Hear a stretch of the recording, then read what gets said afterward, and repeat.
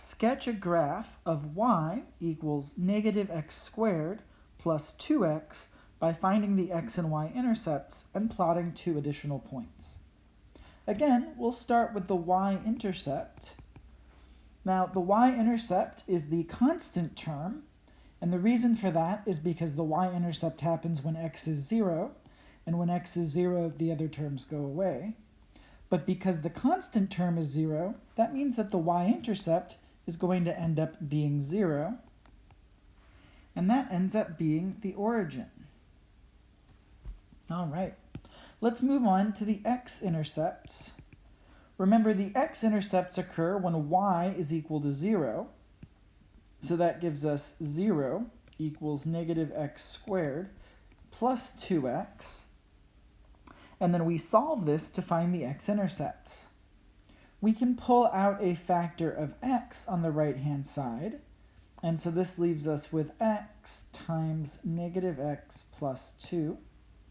And then to find the intercepts, we can set each of these factors equal to 0. The first factor is x, so x equals 0.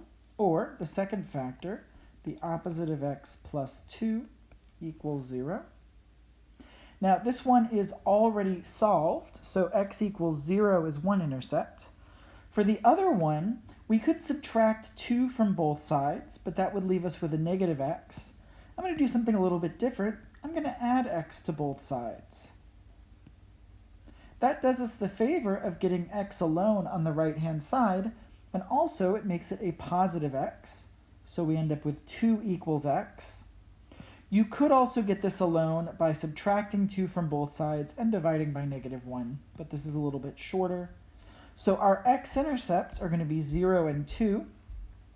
If we go to plot those, we notice that 0 is already there because that was the y-intercept.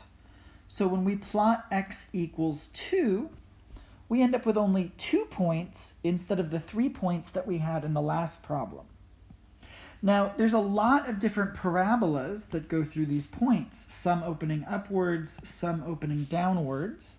We need to figure out which way it's going to open, and then also how steep it is.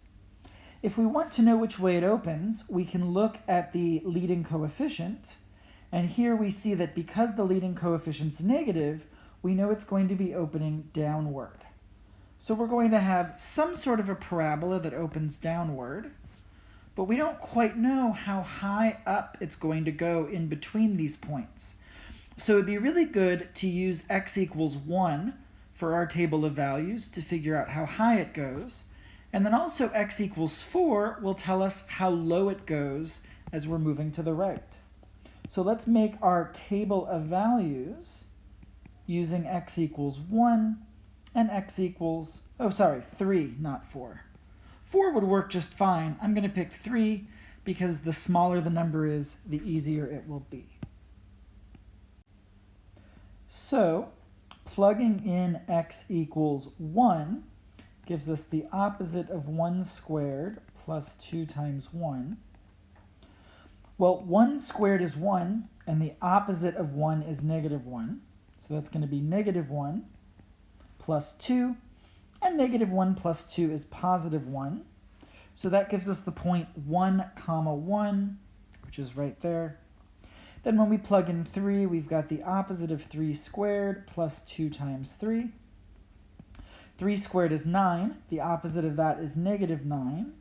Plus 2 times 3 is 6. Negative 9 plus 6 is negative 3. So we end up with the point 3, negative 3.